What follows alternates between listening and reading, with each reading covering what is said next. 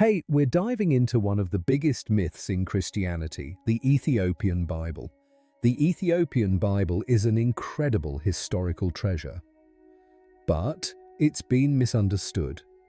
For nearly 2,000 years, a complete biblical canon of 81 books has been rigorously preserved in Ethiopia, entirely unfamiliar to the standard structures of 66 or 73 books recognized in Western Christianity. Hidden within this body of material, once condemned as heretical and erased by Roman councils, are detailed accounts of one of the most mysterious gaps in the New Testament. The 40 days of teaching delivered by Jesus after the resurrection. For centuries, the religious elite of the Western world refused to translate these texts, dismissed their scholarly value, and consigned them to obscurity. Yet, as modern researchers have begun to decipher them, a stark and unsettling reality has emerged. This vast archive of exiled writings reveals a system of knowledge so distinct and so powerful that the early leaders of the Church may have seen no alternative but to bury it permanently, beyond the reach of history, the library of the exiled. To understand the disappearance of texts such as the Book of Enoch, one must shift perspective away from the familiar centers of power in Europe and the Mediterranean and turn instead toward the rugged highlands of the Horn of Africa. Here, the ancient Aksumite Empire, in what is now Ethiopia, embraced Christianity remarkably early, as soon as the 1st century. The conversion of a high-ranking Ethiopian court official, recorded in the earliest historical accounts, was not an isolated missionary encounter. It represented the direct implantation of a new branch of faith into the political elite of an independent nation. This branch of Christianity took root and flourished in complete isolation, surrounded by formidable mountains, vast deserts, and later the rise of powerful Islamic empires. The Ethiopian Orthodox Tewahedo Church endured like an island cut off from the geopolitical forces reshaping the rest of the world. This geographic isolation produced an extraordinary historical consequence, a sealed theological laboratory. While Christianity in the West was continuously shaped by debate, imperial intervention, and efforts to refine and standardize its texts, Christianity in Ethiopia became something else entirely. It became a vault of time. Its monks were never compelled to align their beliefs with decrees issued from Rome or Constantinople. Instead of trimming and excluding texts to form a streamlined canon, they adopted an inclusive approach, carefully preserving ancient manuscripts in Ge'ez, a Semitic language closely related to those once spoken in the Levant. The result of this independent preservation is a biblical canon of striking scale and structure, one that stands apart from Western norms. The Ethiopian Bible contains 81 books and has remained remarkably stable for nearly 2 millennia. Within this exiled library, the fracture hinted at in the Epistle of Jude resolves itself naturally. The Book of Enoch, along with Jubilees and numerous other texts dismissed in the West as apocryphal or problematic, remains fully intact and honored within their canon. These writings were never lost, nor deliberately hidden. They were simply safeguarded in a place beyond the reach of Western councils and their mechanisms of censorship. The existence of such an expanded canon establishes an undeniable historical truth. There was never a single unified agreement about which texts formed the foundation of Christianity. The familiar structures of 66 or 73 books are not defaults handed down from the heavens, but the outcome of a specific editorial process shaped within a particular region. The Ethiopian canon, with its 81 books, stands as a powerful historical witness, offering a clear lens into what once existed before standardization took hold. It confirms that the texts later excluded were once integral to a broader community of believers. The parallel existence of this intact archive reframes the history of Western Christianity. The missing books were not simply lost to the erosion of time, they were systematically removed. When the integrity of an archive is altered, the focus must shift from merely confirming the existence of excluded texts to examining their contents. Preserved with unwavering discipline across generations of monks in rock-carved monasteries, this vast body of material likely contains a distinct system of knowledge, one capable of creating profound tension when placed alongside the sanctioned doctrines of the Western world. A universe of rules. A deeper examination of the texts preserved within the Ethiopian canon, particularly those describing the teachings delivered during the 40 days between the resurrection and the ascension of Jesus, reveals not just differences in detail, but a fundamental divergence in structure of thought. Western canonical texts offer only brief glimpses of this pivotal period, presenting fleeting appearances and a concise missionary command as though it served merely to reinforce belief. In contrast, Ethiopian writings fill these 40 days with an immense, intricate, and highly systematic body of knowledge. What emerges is not a collection of simple moral parables for the masses, but an advanced framework describing both the microscopic and cosmic architecture of reality, according to these texts. Jesus used this time to teach his disciples what he had not revealed during his earlier ministry, not parables or ethical instructions, but esoteric knowledge concerning the structure of existence, the nature of the soul, the mechanics of salvation, and the realities of the afterlife. The Book of Enoch and related writings describe a universe governed by precise and predictable laws. The spiritual realm is not portrayed as an abstract and unseen dimension, but as a series of clearly defined heavens, each with its own function, characteristics, and governing order. Spiritual beings, including angels and fallen entities, do not act according to arbitrary will. They operate within a strict hierarchy, fulfilling roles that maintain cosmic balance, much like an immense administrative system. The workings of the natural world, from the movement of stars to the cycles of weather, are intimately linked to this spiritual architecture. Together, they form a unified model of reality, in which the physical and the metaphysical are interwoven through a network of unchanging principles. Within this ordered universe, the fate of the human soul after physical death also follows a structured path.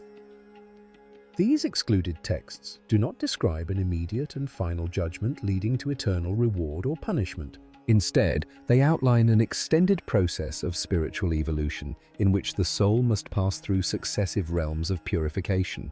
This journey is not dependent on a one-sided grant of grace. It requires the accumulation of knowledge, the development of self-awareness, and the ability to comprehend the governing laws of the universe. The path toward perfection is presented as a series of ascending stages, where each individual must actively learn, adapt, and overcome challenges at increasingly refined levels of awareness. The esoteric nature of these teachings establishes a clear hierarchy of knowledge within the community of believers itself. Knowledge is divided into layers: a public moral message for the wider population, deeper interpretations reserved for disciples, and the core structure of the universe entrusted only to a select few who have reached the necessary level of spiritual readiness. This framework implies that access to divine truth is not equally granted, but corresponds to each individual's capacity for understanding and effort toward growth. Religious practice, in this light, shifts from passive adherence to communal ritual toward an active pursuit of personal transformation through mastery of hidden knowledge. The contrast between this system and the dominant doctrinal framework of the West reveals a profound and irreconcilable tension. One presents a universe governed by law, gradual evolution of the soul, and rigorous demands for personal understanding. The other emphasizes absolute obedience, decisive judgment, and total reliance on grace that cannot be claimed by one's own effort. These two structures represent fundamentally opposing interpretations of human nature and the mechanics of reality. The existence of a system so complex, one that emphasizes individual agency and cognitive evolution, places immense pressure on the coherence of maintaining a simplified and uniform religious framework. As the depth of this divergence becomes clear, the notion that such differences arose merely from theological debate over textual authenticity grows increasingly unconvincing. The profound structural opposition suggests a far more powerful motive, one extending beyond religion itself. Behind the decision to erase an entire half of the original heritage, the imperial pivot, shifting the lens away from ancient manuscripts and toward the centers of power in the early 4th century, provides the necessary context to decode the systematic disappearance of these texts. At this moment in history, the Roman Empire under Emperor Constantine was far from stable. It was a vast and deteriorating machine.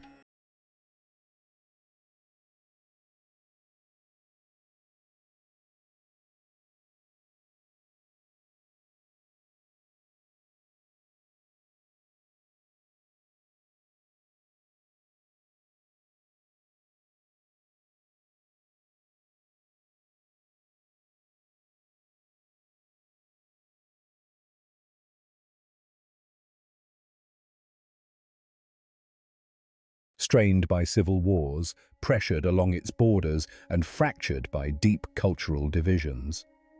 Dozens of religions, philosophical schools, and local belief systems competed fiercely, creating an atmosphere of profound social fragmentation. For an emperor, the ultimate objective was not the pursuit of metaphysical truth, but the survival of the empire itself.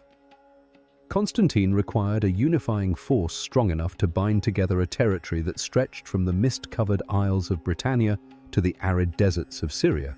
Christianity, with its rapidly expanding networks and disciplined communities, emerged as a promising instrument for restoring order.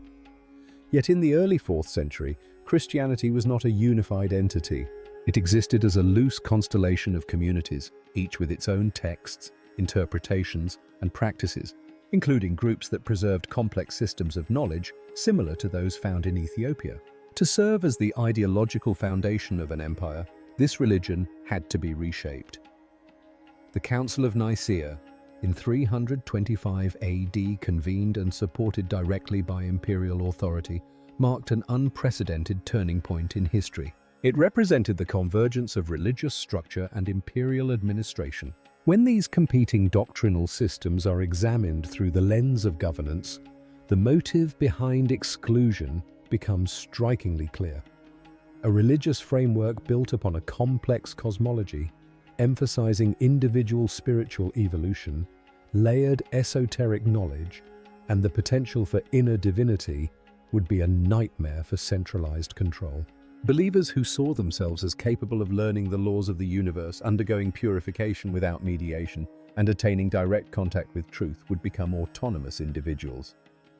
Such people could not easily be controlled through worldly punishment, nor bound within an artificial hierarchy of power.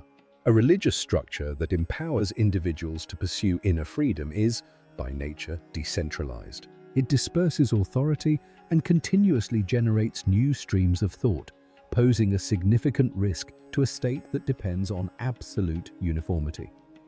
In contrast, a simplified version of Christianity centered on a single message of original sin and salvation through grace, administered by a visible institution, becomes an ideal instrument of governance. By establishing a doctrinal system in which the fate of the soul depends entirely on adherence to moral rules and obedience to the earthly church, the state indirectly gains influence over human behavior. The church becomes the sole custodian of access to heaven, and because it operates under imperial patronage, obedience to divine authority becomes synonymous with loyalty to the empire. Within the harsh realities of governing a vast empire, the decisions to exclude certain texts no longer resemble a search for theological purity. The removal of the Book of Enoch, the erasure of teachings concerning the structured cosmos during the 40 days after the resurrection, and the suppression of ideas about the independent evolution of the soul were not academic accidents.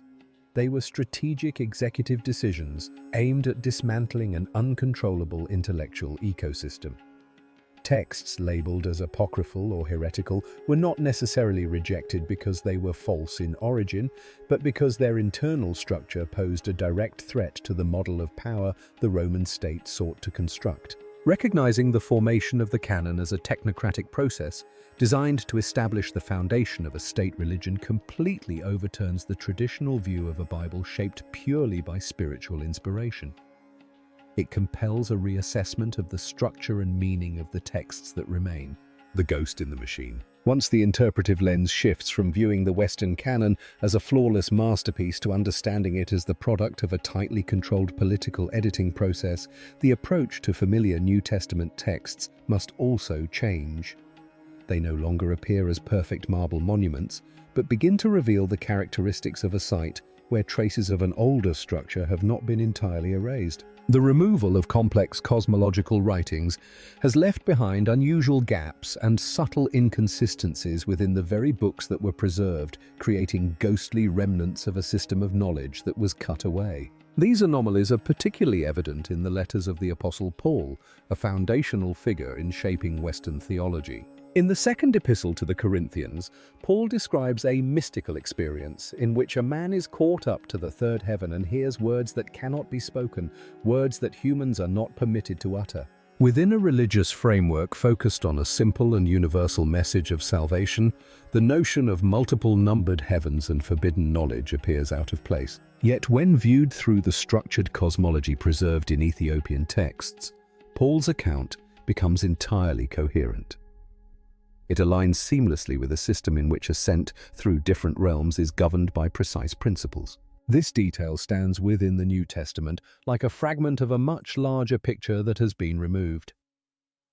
The canonical Gospels themselves also contain traces of a two-tiered system of teaching, one that has been deliberately softened but not completely erased. In both the Gospel of Matthew and the Gospel of Mark, when the disciples ask why Jesus teaches the crowds in parables, the answer is given that the mysteries of the kingdom of heaven have been granted to them, but not to others. This statement reveals a clear hierarchy of knowledge at the very core of the early movement, a public message accessible to all, and a deeper body of mysteries reserved for a prepared few. If the entire message had been solely about belief in the resurrection for salvation, there would be no need for hidden mysteries.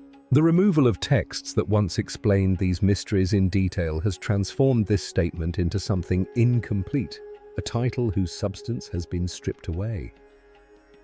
Another trace appears in descriptions of the interaction between humanity and the divine. The declaration that the kingdom of God is within you is often softened in later translations into the kingdom of God is among you, preserving the concept of an external or future realm represented by institutional authority. Yet, within the framework of teachings that emphasize self-awareness and the awakening of inner spiritual potential, this statement carries a direct and almost mechanical meaning. The divine realm is not a distant destination, but a state of consciousness that can be activated from within. The presence of these enigmatic passages, fragments of layered cosmology, hidden knowledge, and inner power embedded within the official canon demonstrates that the process of editing could not produce a perfectly smooth surface. These passages are remnants of a far more complex system that once existed alongside moral teachings. Once it becomes clear that the Western New Testament contains traces of a larger structure deliberately removed to serve the needs of social governance, the possibility of viewing the current religious framework as a complete and untouched inheritance collapses entirely. The state-sponsored soul. The journey that began with an isolated reference in the Epistle of Jude passed through the secluded archives of the Ethiopian highlands, confronted the harsh realities of imperial governance, and ultimately uncovered lingering fragments within familiar texts, has now peeled back the final layers of historical concealment. The disappearance of key writings no longer appears as a scattered series of academic disputes or debates over the authenticity of ancient language. It emerges instead as a deliberate technical process, one designed to reshape the very nature of an ideological system. What began as a fracture has expanded into a new lens, illuminating a historical reality long obscured by the grandeur of institutional power. For a religious movement to transform from a persecuted minority into the ideological infrastructure of the most powerful military and political force of the ancient world, a fundamental sacrifice had to occur. This compromise did not lie in altering outward rituals, but in reprogramming how human beings understood their place within the spiritual cosmos. The complex teachings concerning the ordered structure of the heavens, the path of evolution driven by personal acquisition of knowledge, and the ability to awaken an inner divine potential, all central elements preserved in the Ethiopian tradition, were identified as threats that could not be tolerated within a centralized power structure. What truly had to die during the process of standardization at councils such as Nicaea was not merely a collection of disputed texts, but the very concept of an autonomous individual capable of advancing toward divine awareness. Once the path of personal evolution was dismantled, it was immediately replaced by a model of collective management. The human soul was stripped of its capacity to independently explore the laws of reality, becoming instead an entity wholly dependent on an institutional system that dispensed grace. By removing the texts that provided guidance for this independent journey, a monopoly was established, transforming the state-aligned religious structure into the sole gatekeeper between the mortal world and eternity. The familiar model of Christianity that exists globally today, with its emphasis on obedience, simplified belief, and reliance on ecclesiastical authority, reveals its deeper form as a state-shaped construct. It was carefully refined to align with the administrative needs of an empire seeking unity. What remains is the product of a political filtration process that succeeded in transforming a profound exploration of the cosmos into an instrument for maintaining social order. Meanwhile, the enduring presence of the 81-book canon, preserved in isolation within Ethiopia, represents far more than the survival of ancient language. The image of Ge'ez's manuscripts, quietly safeguarded in silence, stands in stark contrast to the echoing bells of monumental basilicas in Rome. Together they form a powerful historical testimony to a hidden divergence. The examination of these historical threads does not offer comfort or resolution. Instead, it establishes a new and irreversible understanding. It compels anyone who has regarded the standard canon as the complete picture to confront a difficult possibility that the structure of belief they rely upon may not reflect the original design, but rather the remaining shell of an architecture whose pathways to cognitive and spiritual freedom were sealed forever by the cold stone of political power.